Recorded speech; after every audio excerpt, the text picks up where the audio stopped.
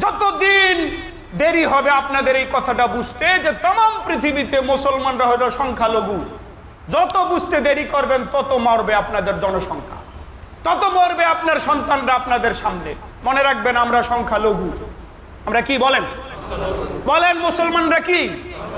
মুসলমানদের কেউ নাই, মালিক ছাড়া মুসলমানদের কেউ নাই, মুসলমানদের পক্ষে কেউ নাই।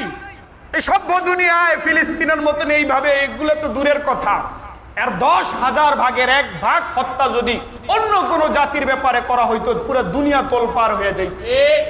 কেমন নীরবে হত্যা করে দেওয়া হচ্ছে, নীরবে শেষ করে দেওয়া হচ্ছে। ফরিদপুরও হিন্দুরা ধৈরা মুসলমানদেরকে মাইরে ফেলায়, ওই জায়গায় মুসলমানরা আবার মিছিলে নামলে আবার গুলি করে 2 জনকে মাইরে ফেলায়। কি বলবো আপনি বলেন? বলেন আল্লাহ তাআলা এই জাতিকে হেফাজত করেন। এগুলোর কারণ আপনারা মনে করতেছেন আমরা ক্ষমতায় যাই না।